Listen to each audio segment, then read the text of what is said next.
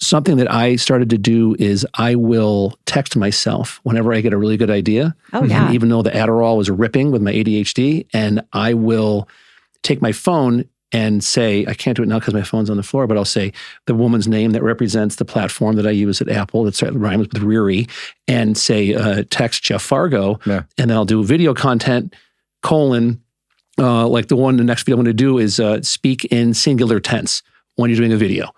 And people are voyeuristic by nature. That's why social media is taken off. Right. And everyone wants to know what you're doing. And they think they're the only ones that you're talking to, even though millions of people are out there. Yeah. But I want you talking to me. Yeah. So when you're doing a video, it's talk like you're talking to that one person, like you're FaceTiming somebody. Yeah, no, that makes so much sense. I'm always guilty of saying, hey guys, what's going on? But yeah, I mean, I get it. You say, hey guys, and it's, first of all, you're being redundant. Yeah. You're, hello, like you're already there and you're on my phone and I'm seeing you. Get to it. Yeah. You need to entertain me. You need to educate me, or a hybrid of both. That's it. Yeah. That's social media. Yeah, you got to start with the hook. And you're great with that. You always start with the hooks. I do it because I think only child, and I've been vying to be the center of attention my entire freaking life, Becca. That's all I do. It's gone from like being not confident with who I was, to a massive ego and overcompensating for a massive ego, to now it's just, I just don't care what people think of me. That's the way to do it. I'm just me, man. I just throw it out there. And this has become a great medium for me to do that and to bring on, super cool people. And we had Mike on, when did we do it? Last week? Or 2 weeks ago. 2 weeks ago. Yeah. And it was awesome. And we had a great time. And so then we had a chat about who do we want to bring on.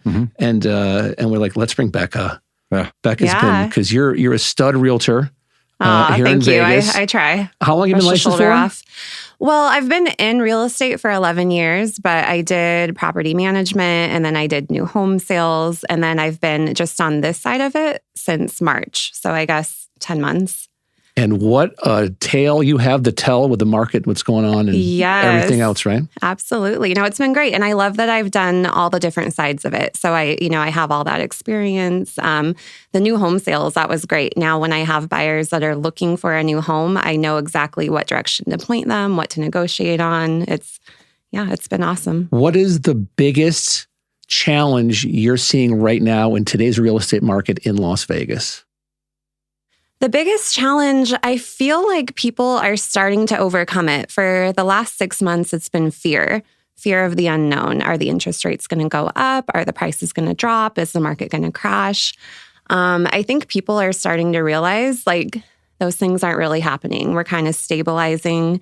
So buyers are coming out of the woodwork in 2023. I mean, we've been busy on our team. Everyone's really busy right now. And there's more listings. Sellers are starting to list. They're realizing, did we miss the boat 8 months ago? Sure. But we can jump in now. So I feel like it's just picking up right now. And you're on Mike's team, Roland team, Platinum Real Estate. And what is it that, and I'm going to ask Mike the same question, so I'll give him time to think about his answer. What is it that drew you to Mike and the way he conducts business and how he runs his team? So it's pretty cool. Quickly realized I needed to be on a team after about the first 3 months of getting into general real estate. I thought I was going to go out there and just kill it right off the bat. Like all the transactions were going to start rolling in. It's a totally different beast than property management and new home sales. I needed a lot of guidance. I needed a mentor. I needed leads. So I started doing research on different teams and I came across Mike's team. I think I originally found it on Instagram, actually. And I just really liked what they were doing. I looked up the Google reviews, the Zillow reviews. They had all amazing 5-star reviews.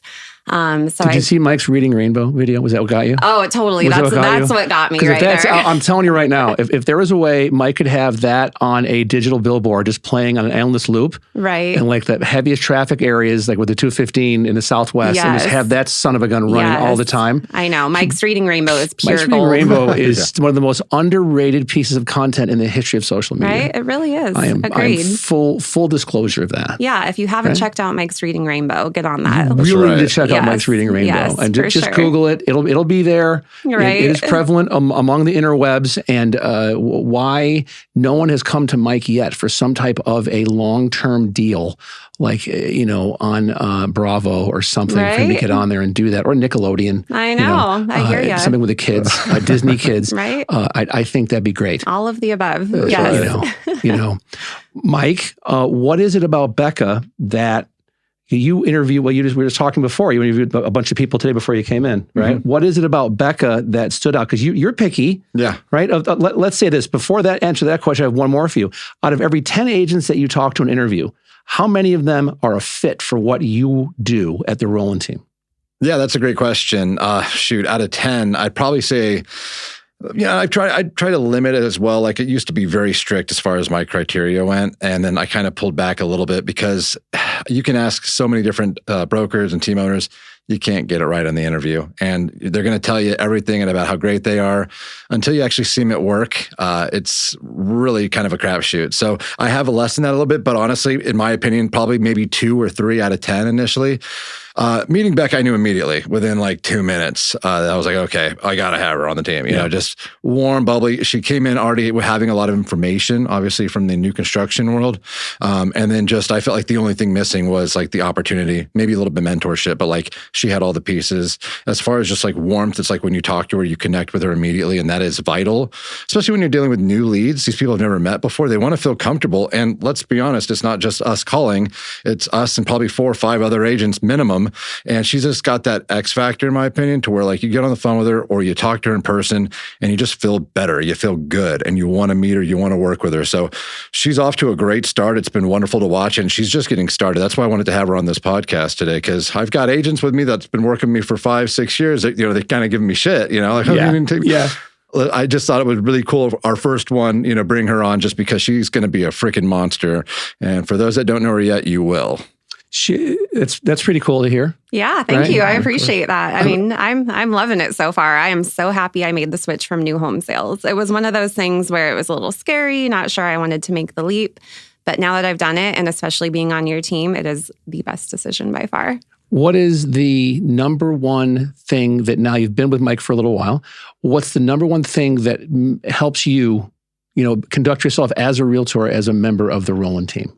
I would say the accountability, the support system. We have in-person meetings every Monday, and we do Zoom meetings every morning, Monday through Friday. So as much as they can be tedious sometimes, and it's like, oh shit, I have another, can I say that word? You can. I don't know. Okay. You're allowed. And I'm like, we have another Zoom meeting, but like it really does set the tone for the day. It gets you going in the right direction, and just being able to bounce ideas off, the other people on the team. Like it really will help, something will click. Like, oh, this is going to work for this client.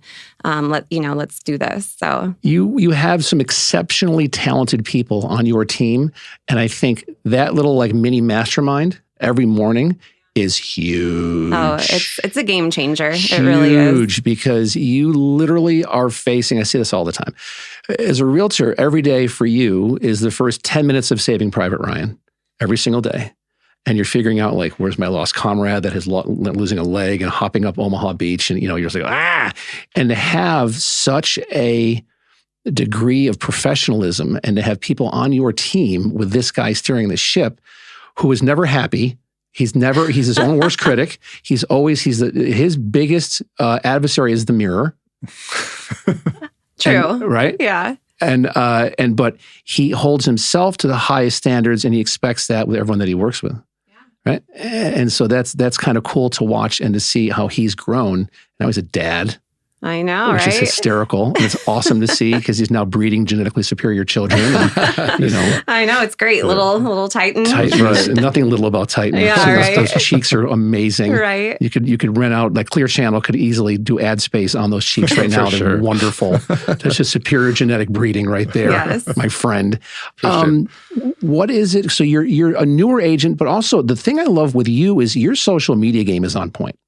It's good. So it did not used to be. I never did social media until I got on this side of real estate. I always cringed. I was always super self-conscious. But when I went into the side of residential real estate, I knew I was going all in, like there was no turning back, and I needed to get over my weird phobia of social media. So I still remember the first video I took was so terrible. I was in my first open house and I just turned the camera around and started talking. And I look back at it now and it's so bad, but I'm like, it helped me get over it. You know, you just have to jump into it. You can't be so self-conscious. You just have to put it all out there. Do you remember your first video? I was going to say, if you'd like to compare, we can go side by side and see whose is more cringy, because mine's pretty rough. That was when I was 100 pounds heavier. I think I bring this up sometimes, but it was a 2-story, and man, in hindsight, probably should have stuck to the single stories, because every time I did the 2 stories, I'm narrating it, and I'm just halfway up the flight, just wheezing. Oh my God, that's and great. This one's got 3 bedrooms. And looking back now, I'm just like, oh God, I was a sweaty mess. So yeah, I'm sure. Awesome. Yeah, I'm sure yours was much better than that. Well, we'll compare. Let's throw them on the Zoom meeting one morning. But to Mike's credit, because I knew what he was going to answer when I asked the question, but because I've watched that video at least 100 times, and I giggle every single time. He looks like a different person. Well, first of all, he's a completely different person. Like his before picture ate his after picture. Totally. Is Mike Roland. But the thing with Mike that was so cool, even in that video, is he pushed through. Yeah. It didn't matter that he is out of shape. In his words, he's wheezing, breathing hard, didn't care. It's get the message out to the audience. Mm-hmm. And he put anything that he had himself to the side. Yeah. And that's what it's all about. To me, at least, I'm going to do this for a little while. It's being comfortable in front of the camera, but that only happens with repetition. Exactly. Look at Mike's transformation, how he looks now. He could swim in the Olympics with his body fat that he has now, right, compared to how he used to be. But he didn't just make up his mind to say, I'm going to be skinny. And he woke up the next morning and he's 3% body fat. You're doing macros. You are doing everything you're supposed to be doing, right? What made you do that switch from, with your body is incredible. Yeah, thank you. It was a large part COVID. At that point in time, COVID was like taking out heavier people. And that was like, okay. And I had already kind of was getting my shit together. But really that was the breaking point. We're like, okay, it's time to get this right. And at that point I was done with all the excuses. And there was plenty of them then. Like, you got to wear a mask to go to the gym. Some of them were closed down. Just every excuse in the book to not go. And let's look at the general population. A lot of us ballooned up. You know what I mean? And it's unfortunate. It is what it is. But I did that in my 20s. I did that in my early 30s. I was sick of doing it. So just made a point. And honestly, I tell this to the team as well all the time. First 6 months trying to get right, especially haven't been doing it, it's brutal. It's because it's not really a habit yet. You don't really see the results. Your wife might, your kids might, your friends might, but you don't. I still don't see it sometimes. But what you will notice eventually, usually around the 6-month mark, you start seeing results. You start seeing a little vascularity. Other people will comment on it. And it's just that extra motivation. And that's really, for me, maybe I'm a narcissist in that way, but that starts pushing me through. Like, man, I feel good about going to the gym because, I like seeing some developing body parts and some, body composition. And again, maybe not for everybody. For me, that's motivation. Of course, the byproduct is being healthier, being able to fit into your clothes again, not wheezing when you're doing, open houses or showing properties. Yeah. So, that was just it for me. I was just kind of sick of it. I reached my breaking point. Had enough? Yeah. Transcend that over to the Roland team. How long does it take for you? If you're there yet, great. If you're not and you're still trying to get there, fine. But how long do you think it takes? I'm going to come back to you to answer the same question, is once you start to learn the systems, to start working the leads and all that, when is it that you start popping off business for you? What happened? Well, Mike has a really great onboarding system. So he has everything laid out. That was one of the things that drew me to the team, was the systems. It's not like, oh, what do I do here? Well, there's confusion. No, it's all on the Roland Team University. So you just go step by step. You learn all the systems. Once you start, you're going to have questions again. Well, go back to the university. It's all on there. So for me, starting out, it takes a while for the leads to get to know you and trust you, because you're just a stranger calling them, right? They don't know who you are. So a lot of my team leads didn't start turning into deals until I'd say about 4 or 5 months on the team, honestly. I think I had one at the 3-month point. Before that, it was all my Sphere stuff. But now it's a great mixture of Sphere and team leads. I would say it's about 50-50 for me right now. So really, to get the team leads to know you and trust you, and you have to talk to them for a long time, I'd say about 6 months probably for me. Yeah, and that's like exactly where you want it. That's a sweet spot, like that 50-50. Like being on a team isn't supposed to be like everything. I mean, that's what an employee is. You're not an employee, you're a business owner, you're an entrepreneur. So the ability to just, obviously the team stuff is there to supplement, but if you're just relying strictly on, the team to provide everything for you, you might as well be in a 9-to-5. Again, You're not breaking out of the system, but you took this by storm. You jumped in. You already, you were attacking your sphere. You were doing social events. You were crushing it on social media. I mean, you were just doing everything. And, obviously the university she discussed, that took me forever to put together because our system is a little bit robust. It's not like, just plug and play. I wish it was. But, to Becca's credit, she came in and because she gave a shit, she figured out our systems quickly. Like for most people, the learning curve is usually a couple months. She was in it and I was auditing, watching. I mean, in a couple of weeks, she had it nailed. And then, she's absolutely right. That's a great point. I always tell people in the interview, I don't care. And honestly, I'm biased. I know. I told someone today, I interviewed him, I said, first 6 months, you're probably not going to make shit. You're going to have a lot of opportunities, but you don't know anything yet. They don't trust you. They don't know you. If you've got some sphere deals, you got friends, family members, for sure, because they know you, they trust you. But these people don't trust you. And if you don't know what you're talking about too, your conversions obviously are going to be lessened as well. So it is tough. First 6 months are tough, but she's there now where most people, it takes maybe a year, really depends. With other companies as well, longer. First 2 years, we've discussed this before, I think 90% fail. They flunk out of real estate entirely. And there's a reason for that. You got to start making money. You got bills to pay. So she's like 6 months in. She's already harmonizing, her sphere of influence mixed with the team stuff. And it's going to be gangbusters from now on. Like she shouldn't have to worry. It's going to be awesome to see. I think there's a direct correlation between the level of care and the amount of effort you're going to put in. Oh, yeah, totally. That's all it comes down to. If you actually care, then you're going to get up at the same time in the morning and you're going to do whatever you need to do to get your body right and your mind right. And then you get at it. You have your morning meetings and then you're attacking the phones. You're following up with people. And that's where I think most people fall off is after that first, second, third touch, that level of care drops dramatically for one reason or another. And my feeling has always been that's when you double down on yourself to make sure that you're eating right. And if you're drinking, it's not all the time. Marijuana is legal here. So you're not maybe high all the time or maybe half a gummy instead of 3 or 4.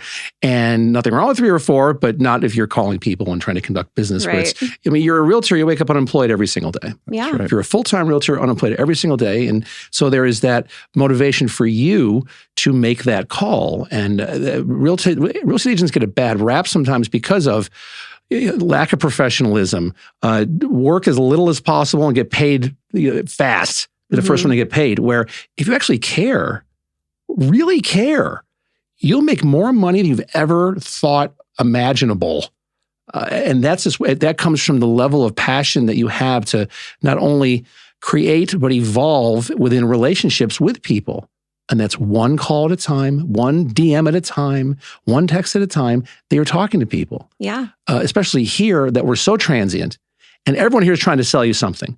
Everybody is trying to sell you something in Las Vegas. And you need to earn that right to represent them in what is the most stressful, biggest financial transaction of their lives, buying or selling a home. Absolutely. If you're not empathetic to that, Costco's hiring. Yes. Get out. Well, and people can tell when you care. That's when the referrals start rolling in. Like I'm starting to consistently get referrals from other clients or from team leads. And it's great because you're not just a door opener. You're actually helping them throughout the transaction. You really do have their best interest in mind. So people can see that and it shows when they refer you out to other people. Aside from Mike, who is the one person on the team that has helped you out the most? Amber is amazing. Amber is so great. She runs our Zoom meetings a lot. She is just a wealth of knowledge. She joined Mike's team, I think, right when you started the team, right? Yeah, within the first year. Yeah. So she is just so supportive and helpful and there for anything that you need. Like the quintessential mama bear is Amber Holiday. Yeah, totally. Right? She is, because she really does care. Yeah. She doesn't care about meat, but she cares about everything else. Right, exactly. I get it. I used to be vegan for 5 years, so I understand. Bless her heart. Who is the funniest person on the team? Be honest. The funniest? Yeah. Well, That's a hard one. I would say... That means there's nobody funny on the team. So we're all suck. Yeah. Everyone just well, is I was gonna like say, tofu. I was nothing. gonna say Eric. Like Eric and I used to do the most hilarious videos together at open houses, like him falling into the pool or whatever. Like that guy is so funny. But he is now on to other ventures. So that's to be determined? Yeah, to be determined. Mike, funniest person on the team, who is it? Man, that's tough because I'm going to hear. I think they're all pretty hilarious in their own ways. Pick one. It's like Sophie's Choice. I know. Pick one. I don't know. I think Jason's pretty funny. Joel's funny. Amber's. I mean, Gage. I honestly, that's a tough question to ask. That's a horrible answer. I mean, That's a horrible politically correct answer. No, that's horrific. Everyone's funny in their own sense. Like the everyone correct has answer, by the way, is Joel. Okay, Joel's just so you know, yeah. correct answer is Joel. I'll fall on the sword for all of you. It's okay. Don't care. All it's right. Joel. You like Joel's sense of humor. Love Joel's sense of humor. Yes.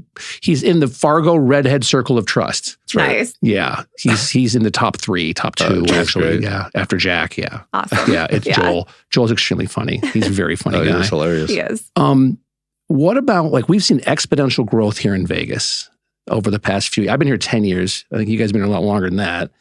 The traffic here now is getting a little bit much.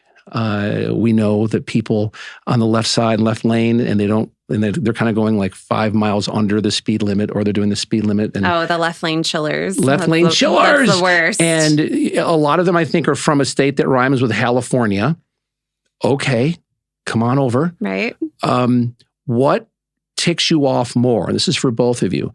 Somebody that is in the left lane chiller, or someone that doesn't use their turn signal. Left lane chiller. Left all lane day chiller? long. I hate that. I get the worst road rage. I'm like, what are you doing? Just, move around them. Do you talk to them? Do you yell at them while they're doing it, while they're chilling? I used to, but now I'm trying to like woo-saw and kind of, slow down the road rage a little bit. So I'll just go around them now. Mike, same question. Yeah, definitely. I agree. The left lane chiller is like, get the fuck out of the way. Yeah, I've got places to be. Yeah, I don't yell at them. I'm not into the whole road rage thing. I may give them a stern look as I'm passing, but that's going to be the extent of it. Luckily, I'm kind of focused more on like in office, kind of scaling a building. I don't do as much driving as I used to, but when I had showings or if I was particularly late. Oh, yeah. Yeah, that's when I would be a little bit more, apt to maybe, Oh, yes. I am always on the road. It's amazing. So we do a book club.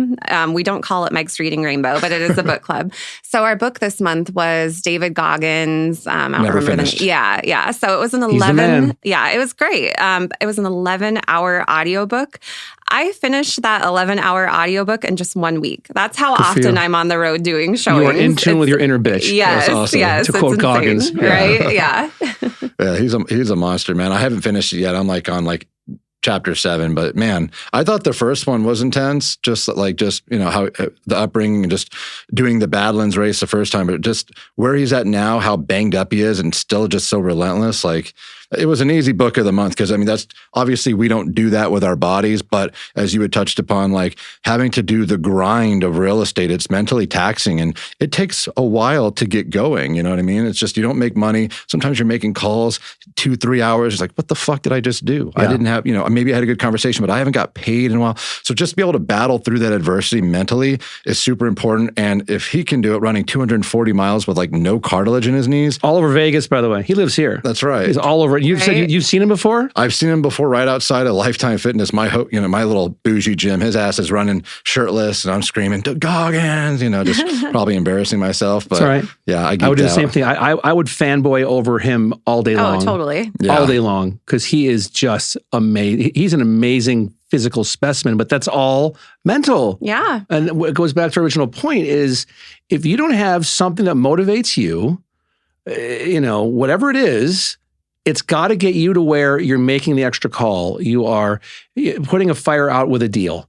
Because there's how many moving parts in a real estate deal? Yeah. Like a boatload. So many. Well, right? And that's the thing. It really is such a mental game. And I feel like that's where being on a team, especially Mike's team, really helps, just to have that support system. Because if you're just going it alone, it can be lonely.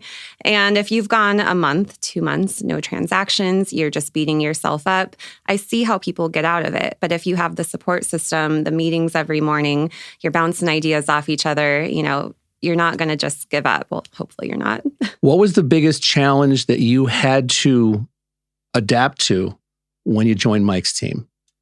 The early morning meetings. He loves early morning stuff, doesn't he? Yeah. Let's talk like he's not here. Yeah. Mike loves, if he could do 3:30 Zoom calls, I think he would. Oh, totally. And it would be the best. That's him on point. It's like 3:30, 3:35. I know. Is Mike Roland on point? Yes. I honestly struggle sometimes to get like camera ready, like be in front of for 8:30 Zoom meetings, but it's good because it gets me going for the day. Like then I'm ready to go after that. But yeah, that's my biggest struggle. See, and also let's talk like he's not here, Becca, but Mike Roland, always camera ready. Always. That's the secret. Right? Literally, you could break into his house at like 1 a.m. and he is laying in bed, camera ready. Just ready to go. Put me, I'm ready for my close-up. That's literally how Mike lives. And that really is a big factor in his success now. That's right. It's just always, that could be your like a copy of like the title of like your autobiography is like always ready. Oh yeah, I'm clipping that as a reel. That's going on social. Awesome. For sure. Yeah. Awesome. Mike is always ready. What do you think is the hardest facet of your operation or the most challenging facet that your team has to adapt to? I don't know if it'd be my team specifically. I think just the game of real estate really, and kind of touched on it earlier, how like you're not going to be killing it. And, this whole thing it's a very glamorous job, especially with, TV just in general, they're just rolling the dough. They're flipping all these houses. They make it look so easy, but you don't get to see the boring stuff. You don't get to see the mundane stuff, the role play sessions at 8:30 in the morning, the calls where you're just getting hung up on. That's 99% of them. So just having to deal with that can be pretty exhausting, which is why, during our meetings, we always do win of the weeks because you touched upon that. It's nice to see people who are succeeding. When you got a group of 15 people and we're going around the room and you got to dig for it sometimes. It depends on how your week's going, but sometimes it's like, man, I didn't screw up on my diet. Okay, that works. Hey, it's a win. Just, embrace that win. And then you circle back around to Joel and he's like, yeah, I just opened up 4 escrows this week. And it's like, all right, that's the motivation I need, He's a man. And you lean into that, it's like, okay, cool. So he's doing it. He's in the same system. He's working the same leads. He's doing the same role play. There's something to this. Just hang in there. So I think that's something that is missed upon. I don't know if people are doing wins of the week. If they're not, they should be, or if they're even doing meetings. I don't care. That's their business, not mine. But another layer for the Roland team specifically is accountability. If you don't like being held accountable, get the fuck off this team. It ain't for you. Just being honest with you, because that's what we're about. And that's what I think people crave as well in this industry. And it's needed. We're not 9 to 5. We don't clock in, clock out. We have to be self-starters. And, I try to help and develop because I've worked on it. I wasn't always this way. I've improved little by little, and you have to. It's something you get used to. But if you're new to this industry and you come from a 9 to 5, it is really tough to set your own schedule and to get up early. So I'm going to be there to hold your ass to the fire and just make sure that you're held accountable. So that's something that's not for everybody. Something you touched on before, and in terms of credibility of a real estate agent, and something I've seen is the worst realtor is the one that goes to these luxury broker opens and taking all these photos of him or herself and, hey, here I'm at the water feature. Hey, here I am at the bidet. And you look on Zillow and they have like 3 transactions and that's all they've done. But they're at every luxury broker's open. Every luxury broker open to get content. Yep. Get on the freaking phone. Yep. Start making some calls, circle prospect, knock doors, do some open houses. Yes. Stop going to luxury broker opens. The content is for your ego, not to build your book of business. Yeah. Just not there. Yeah. Come on. There's a That blend. drives me crazy. No, you're spot Drives on. me crazy. Yeah. There's a blend. It's perception is reality to a degree, but if you're just faking it completely, okay, at a certain point you have to put the work in. So you're absolutely right. There's a couple that come to mind when you bring that up. They will remain nameless. But yeah, I know exactly what you're talking about. You can name names. Go ahead. No one's listening. No one's watching this, Mike. You're fine. You're going to burn any bridges. It's not going to hurt your portfolio at all. I will say at the beginning, I went to so many luxury brokers opens because I didn't know what I was doing yet. Like I just got into it. I'm like, oh, this is what you're supposed to do. And I didn't have any clients yet, right? And then as time went on, I'm like, okay, this is not getting me clients. Like, yeah, it's some cool social media feed, but now I like to go to them every once in a while, but I just don't have the time now. I'm so busy between clients, friendships, working out. I mean, I just feel like my work is just nonstop. Here's when you go to a luxury broker open. I'll pick a name, Randy Char, one of the biggest luxury guys in town, also one of the nicest guys in town. He's a monster. If he's going to broker open and I get invited, I'm going because I like Randy. He's a good guy. I'm never in need of content. Will I shoot some? A little bit, but I'd rather go see him and catch up with him for 5 minutes. Then I'm out. Right. Darren Marcus, same thing, over at Huntington and Ellis. Great guy. Does luxury. He does monster deals. One of the nicest guys in town is Darren Marcus. But I'm not going to fanboy over somebody that's got 80,000 followers on Instagram and they've paid for 79,000 of them. Right. They paid for. And I'm thinking that they're amazing because of their social, because of their content, and because of their audience that they paid for. No. And if you're smart, you can peel back the layers of the onion really easily. You don't need to talk to your title rep to pull numbers. You can go on Zillow and put their name in and look at that and look at their Google reviews. Who has reviewed them? Have people actually said this person's good at their job? Because all they're doing is saying that they're good at their job. Yeah. With all this content that they're putting up, that doesn't matter to me. I don't care what you think. Yeah. You need to earn my trust and stop asking for the business. Hey, can I get a referral from you? Hey, can I get a bit? Stop it. Exactly. Those referrals. I mean, it's great to ask for it after you've done a good job, but you can't just ask for it. It needs to come more organically. Like, hey, we had a great time. I provided great service. Would you want to, is there anyone else I can help? Something like that. Here's some great advice that my dad gave me a long time ago, and he sold life insurance in Manhattan. I attribute 85% of my success to my dad. And he said, you need to create a relationship with people that they like you. And if they like you, they're going to want to do business with you and they're going to be proud to introduce you to their friends because you become one of their friends. Yeah. Full stop. That's it. And so whoever with these scripts and, hey, do you happen to know anybody that what? I'd rather go to the dentist than do that. Right. And there is to me, an honor among salespeople. You knock on my door, I'll give you 30 seconds. To me, the best salespeople in town are the kids at Costco selling, I think it's Cox cable. They're the ones, you go past the ones that are trying to hawk you for cell service. And this is the one over on St. Rose.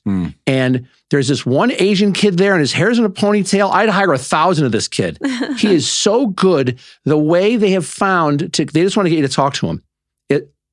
Try it when you go there now. Yeah. Slow down. And just make eye contact with them, which they'll be orgasmic if you do that, by the way. Just look at them and acknowledge them. Right. But just look at them for like a second and then watch what they say. They're not going to say, hey, how are you? What cable company are you using? Or do you have Dish right now? Or whatever they're doing, it works. Those people are amazing. And that's the type of thing where they're earning it. They're earning it. Now, again, they're playing the numbers game, but they're earning that right to start a conversation with you, to develop rapport with you, to then go into, hey, well, what are you paying right now for DirecTV? Well, I'm paying $200 a month. Get you in for $85, get everything else. Does that make sense? No contract? Okay, off you go. Right. So it's that type of methodology you have to have, even if you're circle prospecting, which is one of the hardest things in the world to do. If you're dialing, a couple hundred numbers a day, and you're getting your brains bashed in. Oh, yeah. Right? You're just getting do you do that at all? Do you do any circle prospecting? Say no. I say no. Honestly don't have time to anymore. Good. Yeah. Good. Bravo. I was at the beginning, but. and everybody does. Yeah. Trust me, everybody does. But if you can get to the point where you're working your sphere of influence, and when it says sphere, I end the meeting immediately. If they say spear, it's not a javelin contest. Sphere, it's circular. And that you then balance it with social media, but it's accurate social media. It's good. Like I started doing these podcasts because I want to bring my friends on who are really good at their jobs. More importantly, I like you. Like we'll hang out outside of here. I would hang out with you.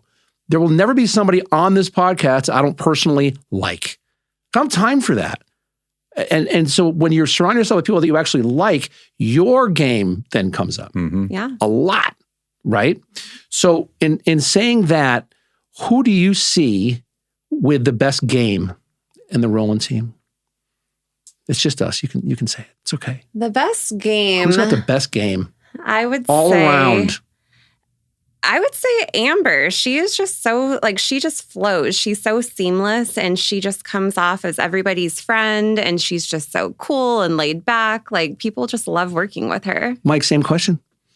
Yeah, so when you say game, I think of like well-rounded. Absolutely and right. Yes. We all evolve in our careers. Amber's at a stage now where she's just crushing deals. So she's not doing things as frequently like circle prospecting, like grunt work, maybe not doing open houses as much. So if we're going to talk across the board, and God bless her and good for her because I fucking love her, she shouldn't be doing that, because she's been crushing it. Now she's starting to crush. I just was texting her today. She's crushing it already this year. She's this is going to be the year where she can just not have to worry about shit no more. And I love that for her. But if we're going to talk about somebody who's like proficient in open houses, in scripts, in Mojo Dialer, and just everything, I'd have to give it to Jason Schifrin right now. Honestly, Jason's a stud. You just brought him on. I have maybe a year with him so far on the team, man, and he just in every little aspect, he's familiar. Meetings, he's just a wealth of knowledge as well. We talked about dual agency today. One of my agents had a question on that. Before I even got to jump in, he had already kind of handled it. He's just awesome to have, a great team player. I'm lucky to have him. I'm just honestly, like, I could go on about all my team, but like this past year, picked up Becca, picked up Jason, just like we really upped our game. But when I'm talking, when you ask me about the game in general, like most well-rounded, I would have to say where Jason's at right now is hopefully he'll be where Amber's at, to where he won't have to be worrying about Mojo and open houses. But right now he's pretty much, I'd say, Mr. Versatile. And by the way, you're correct with Jason. That is a correct answer. Sorry, Becca, you're wrong. Amber, no, I'm kidding. And Amber is amazing. She's just, talk about someone that cares about people. Yes. The truest empath is Amber Holiday. She just cares. Yes. And she is just sitting back getting referrals now because people know she cares and people want to refer her. Which goes back to the original point. The beginning of this whole thing is the amount that you care, there's a direct correlation to your success in real estate. Mm-hmm. And people could say, well, that's anywhere. No, it's not. No, it's not. You could be a good dentist and not give a crap at all. Right. As long as you know how to clean teeth and fill up a molar and, put a crown on, you're good. You could phone it in. Mm-hmm. But you need to care as a realtor. Oh yeah, one of my first deals, I helped these people get into a new construction home, and I saw that the prices had gone down on the website. This wasn't something they were watching. This was something I was looking out for them. So we're at the final walkthrough. I'm like, you guys don't sign the closing paperwork yet. I just saw prices drop. I'm going to get you a better deal. They're like, oh my God, are you serious? Do you think they're going to do that? Well, they weren't going to cancel. I told the builder they were going to cancel if they didn't drop the price. We got the price reduced $20,000 for them 2 days before closing. Yeah. And again, my commission was lower. It was a lower price, but I wasn't doing that for me. I'm looking out for the clients. So things like that are... Becca, just so you know, and I mean, you're now doing very well financially and you're a high net worth individual, I'm sure. UNLV Law School is phenomenal. I think that you have missed your calling and you should be a lawyer. And I think that you maybe want to just take a look at like an LSAT prep book. And I don't know about that. That sounds terrible. It's so easy and so cool. And all the lawyers are making money out there hand over fist, just like realtors. And so I think that's awesome. Yes. For you to go, like, not to even... For them to say, hey, watch this for us, you're like, this is my jam. I know new builds, and sometimes the price will fluctuate even to a couple days before closing. Yeah. And to save that much money, I know. For that $20,000, you literally have bought a referral source for life. Yeah. As long as you have a license, they are going to part heaven and earth. I guarantee if they hear somebody at Hobby Lobby talking about real estate, they're going to walk over to them and give them your information. Yes. Sorry, it's crazy. You're fine. I remember when you told me that. I was like, that's so fucking smooth. Like, just to be on top of that, to know and track, like, because she's busy. It's not like she's just sitting here with this one client just watching their search, right? So that's just that level of care is just crazy. And keep in mind, 3%, which is, usually your commission on 20 grand is $600. Like $600. And she's like, I don't give a shit. I want my clients to get the best deal. And that's why she's special. That's why I wanted to bring her on today, just to kind of highlight little things like that. I'm glad you brought that up, because that kind of floored me. And she didn't, that wasn't anything like, hey, should I do this? Like, she did all of that, brought it to me. I'm like, that was freaking cool. So that's awesome. I'm glad that you brought that up, because that's an awesome, awesome story. And I guarantee, let's talk like Becca's not in the room. Yeah. I guarantee that Becca wouldn't even have brought that up unless I asked the right questions to get her in the right headspace to talk about it, because she's so humble with who she is, and she puts her friends first that are clients, that it doesn't matter to her about taking a pay cut. To take less commission. That's not what this is about. It's about getting the people the best deal for the home that they're looking for if representing buyers. And that's what Becca does. She's one of the best in town at doing that. Because of her, she's lethal because she's a double-edged sword. She's got the new build, but she's really now a residential resale agent on your team. That's lethal. Yeah, she's a big thinker and big picture as well, because that's what that decision is, like embodied. You're taking a $600 hit. That's tough pill to swallow, but long term, your clients love you. They're going to be a raving fan for a life, and then the referrals you get from it. That is long term thinking, and that's something that you don't see a lot with agents. Especially when they're less than a year in, where every dollar counts because you're still trying to build it up, and then just a testament to the kind of service that she provides. And if you are lucky enough to have her as your agent, you're in for a treat. That's all I can say. Aw, thank you. Of course. Yeah. Becca, you're here. I didn't notice you were here. Hey. I think that to dovetail off of that, 2023 is the year of growth mindset.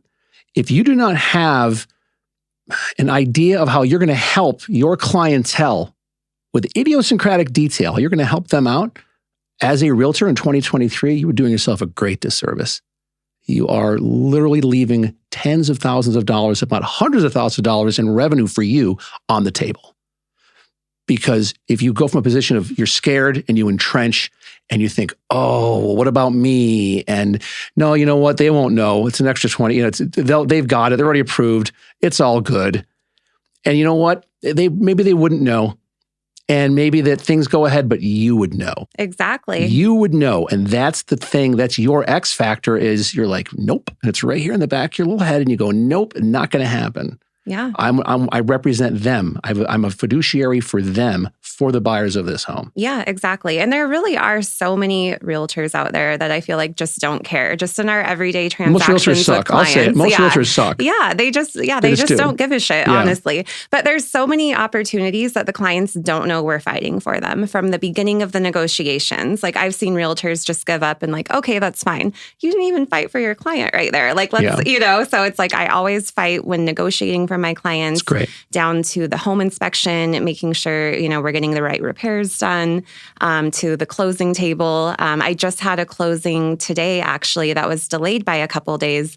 Nothing we could have done. It was something with the lender. So that listing agent was trying to charge them an extension fee. I'm like, look, we're still getting this done within 30 days. You can't do this. This is first-time home buyers. Doing no. Here's the thing about realtors that suck and realtors that don't. And this is with anybody. With title reps that suck and that don't. If you tell me I suck, I'm going to take that as constructive criticism and say, thank you. Please tell me, what did I do that I did so sucky? Tell me, because then I'll work on that. Thank you for telling me. The ones that suck and you tell them they suck go, F you, how dare you, who do you think you are? I'll never work with you again. You just solidified what I'm saying about you. Mm-hmm. This is why you're a bad agent. This is why you're a bad loan officer or title rep or escrow officer. Yep. Own what you do. None of us lead a perfect life. And there's how many moving parts in a real estate transaction, and how many times you talk to a lender or to the escrow officer when a deal's, in escrow and going on, and the chances of something going sideways, it happens sometimes. Oh yeah. But you know what? You get through it. And this too shall pass. Tom Hanks had a great line. There was a round table of all these guys talking, Adam Sandler, a bunch of them. And he said, and he learned a long time ago, this too shall pass. Good things were bad things. This too shall pass. And if you get caught up in the moments, no. If you have growth mindset and you're looking at not today, tomorrow, but 5 years, 10 years down the road, your relationship with that person, that's growth mindset. And I welcome if somebody tells me, gives me a bad Google review or tells me I suck at my job. Thank you. What could I have done better though? Don't tell me I suck and just walk away. I've been in the restaurant business forever and no restaurant's cold. If I complain about a meal, I'm going to do it with respect and with detail and tell the manager. And by the way, you can always tell the managers of a restaurant with the biggest set of keys. They always have the most keys on a fob hanging from their belt loop. Right. That's always the one. Or someone that's jingling the most. Yeah. That's the manager. Well, that boils down to extreme ownership, because there's two different types of people in this world, where one is told, hey, you suck. And it's like, no, you suck. And they get defensive and there's no growth there. The other person is the one who owns it. And you may not agree. You don't have to. But at the end of the day, you're going to be like, hey, that person's feedback is valid. Maybe not to me, but it's valid to them. So get inside their head and understand why maybe you suck. And it's always a learning opportunity if you embrace it as such, like you had stated. And that's the wonderful thing about being on a team as opposed to going solo. You get so many opportunities meetings, or you should be getting these leads, and they will hang up on you. They will curse at you. They will tell you suck. And you can do one of two things. You can either curl up like a little girl, sucking on your thumb, or a little boy, whatever. Or you can just say, you know what, that didn't go the way I wanted it to. How can I get better? And that's why we master the mundane. We do the role playings together. It's a little bit easier when we shit on each other privately in our Zoom meetings. Amen, brother. Amen. Than dealing with it from somebody potentially, in our heads, we're like, man, I just lost a still. No, they weren't going to do anything. They're just a jerk. But again, the feedback is always valid. Maybe not valid to you, but it's valid to them. And it's important to understand their perspective and just get better. And we do that every day. And everybody, with the proper mindset, approaching everything like that, you're just going to live a better, more fulfilling life. And you're going to improve all the time. And that stuff that sucks and it's inevitable, you're going to deal with bullshit all the time. It just rolls off your shoulder and you just gradually get better in all areas. It's so true. And it is something that if you're not looking to evolve every single day and have balance in your life, like you've got the gym, you have your family, and not in that order in any way, shape, or form.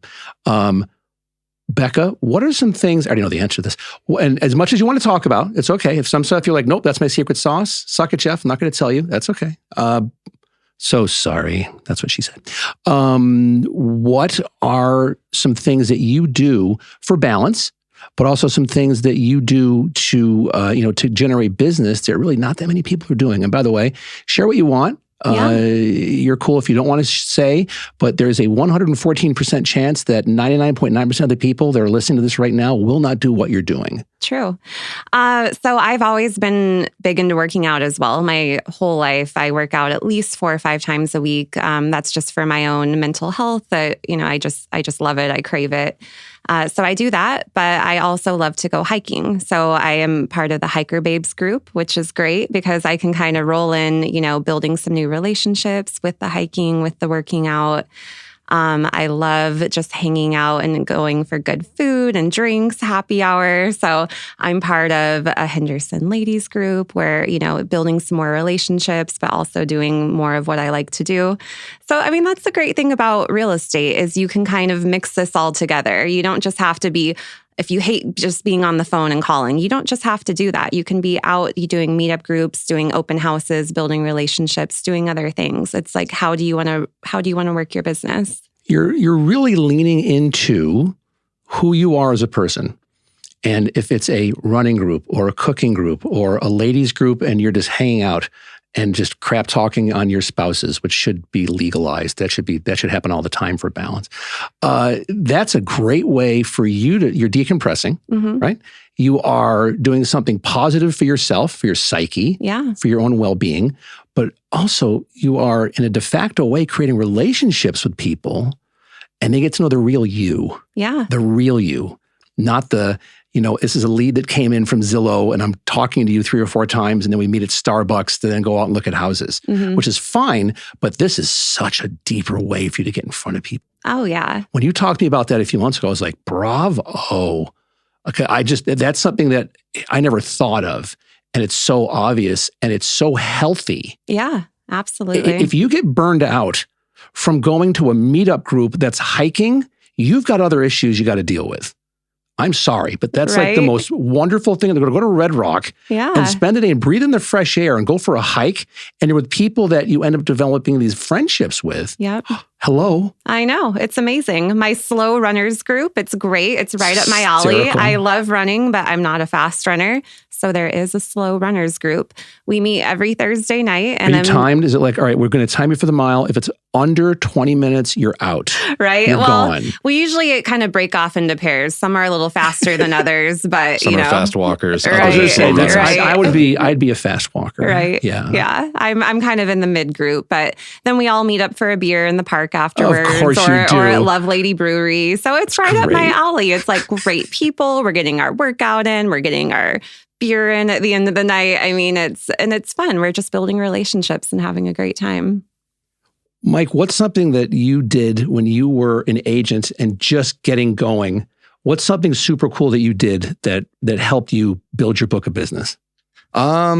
Yeah, I did a ton of open houses. One thing that I did, kind of talked on it earlier today during our Zoom meeting, and it's not, nothing innovative or anything like that, but I would just park it because I didn't really have an office, especially when you're new, and you're not going to get any business if you're just in your house, in your office, in random bedroom. So I would go to like different coffee shops and I'd use their Wi-Fi. I'd set up there and I put like a little skin, like a laptop skin. It could exactly be a sticker, right.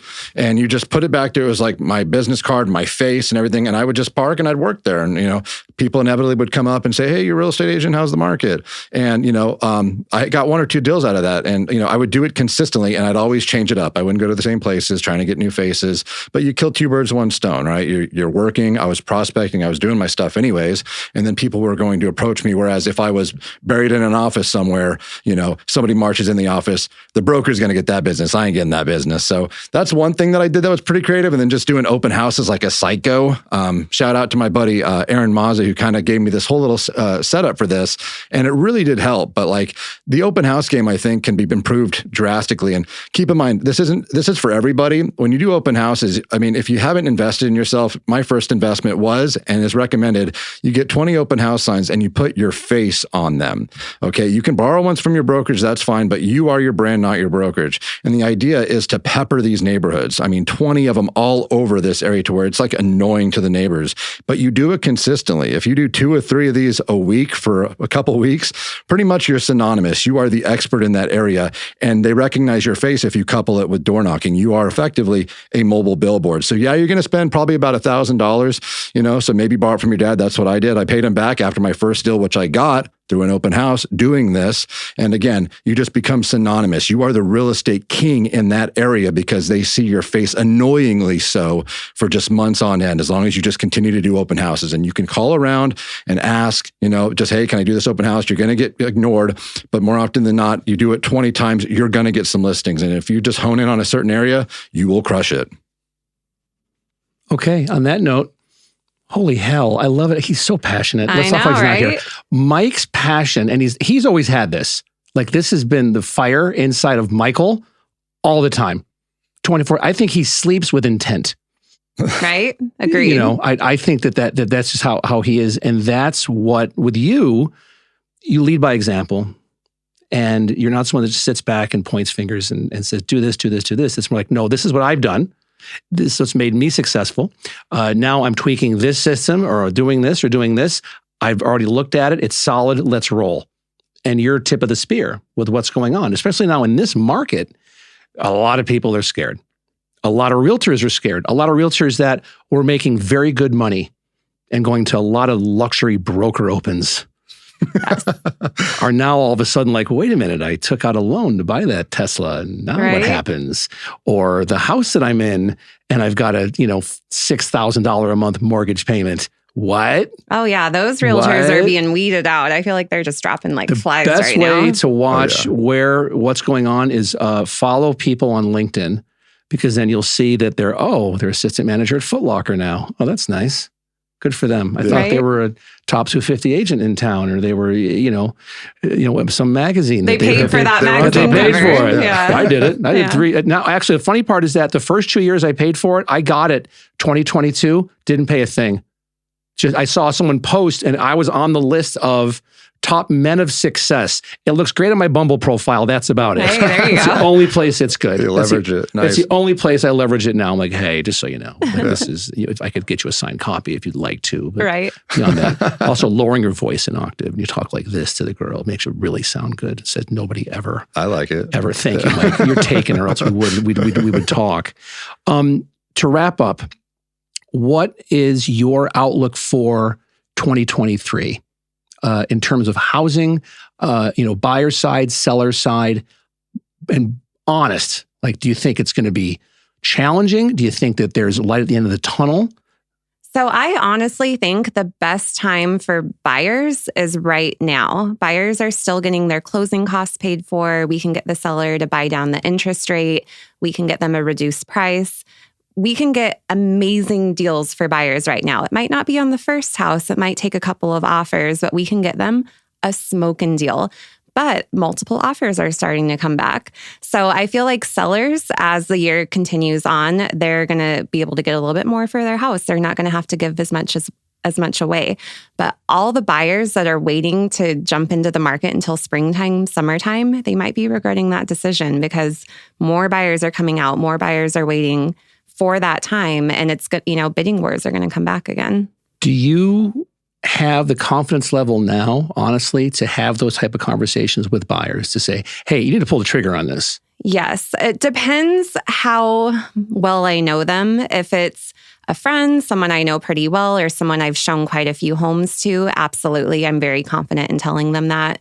If it's a new lead that I've just met, I don't want to scare them off quite yet. So I'll get to know them a little bit better. Why do you think you'd scare them? I want to push on this a little bit. Why do you think you'd scare them? If they're taking the time and effort to get together with you and they're going to use you to buy a house and all that, why do you think you'd scare them? So I don't want someone that I don't know to think I'm just being a sleazy salesperson and just trying to say what I need to say to get a sale, because that's not the case. Like, I really genuinely do think it's a great time for buyers right now. But if they don't know me, they might not, believe that. I want to build a relationship first. Hold on one second. Mike, let's talk like Becca's not here. Is she a sleazy salesperson? Absolutely not. Has she ever come off as a sleazy salesperson? I don't believe so. Not that I've heard. No. Right? You're not a sleazy salesperson. And I want to challenge you to go forth and have those extra conversations with intent with people, especially in this market. Yeah. There's nothing better than somebody that you've got representing you, that you know that they have your best interest at heart. We might not match up in terms of our expectations because you have more experience in this than I do as someone that's buying a home. But that's when you're earning your commission, is to have those tough talks. Yeah, absolutely. Food for thought, that you're good at what you do. Own it. All right. Own who you are. I'll take that challenge. And I think you will do wonderfully, wonderfully well at it. I think that more of those conversations have to happen, especially now, right? Yeah, just setting proper expectations. And honestly, you are the authority. And a lot of it is before was like just speculation. We would say, hey, you're probably going to want to buy now. There's plenty of opportunities, as you just stated. And the hedge funds aren't out forever. They're just sitting back. They're waiting, and they're just waiting for opportunities where the market's going to start slowly rising. And it could be now. A lot of people are saying in March. And when the hedge funds re-enter, those are the iBuyers. Those are the people that are cash buyers that were buying your neighbor's houses 20, 30, 40K over, that was driving up our market and pricing everyone out of a home. Well, they pulled back because, the market is starting to go down. But now the market's starting to kind of stabilize. And when they re-enter, it's gangbusters all over again. And Becca's absolutely right. You may not have an opportunity to buy. So I completely understand her position saying you don't want to scare people. However, if you're scared of facts, then I'd question if you're even actually a buyer. But of course, she's way more delicate, and I probably would lose a lot of people that way. That's why I'm not in production like I used to be. Because there's a lot of different personality types. Some people are just like, this person is really aggressive. But the reality is I'm backing this with facts. But when I talk about hedge funds, that's speculating, but your boots on the ground. You're seeing multiple offers now. Yeah. So you can speak from experience. You're not just saying, I think they're going to come back in March. That's irrelevant. Yeah, they are coming back. Yeah. No, it's been busy. I mean, just seeing what the team's doing in production right now, what I'm doing in production, how many showings I have, how many multiple offer situations I'm already getting into. I mean, it's happening. Buyers are coming out strong in 2023. I think that we're going to have a very surprisingly good Q1. Much more than I thought a month ago. And I think Q2 will be very good. But now it's a time to get your stuff dialed in. So thank you, both of you, very much for stopping in. This has been fun. We'll do it again. Definitely. Right on. Appreciate you. Thank you.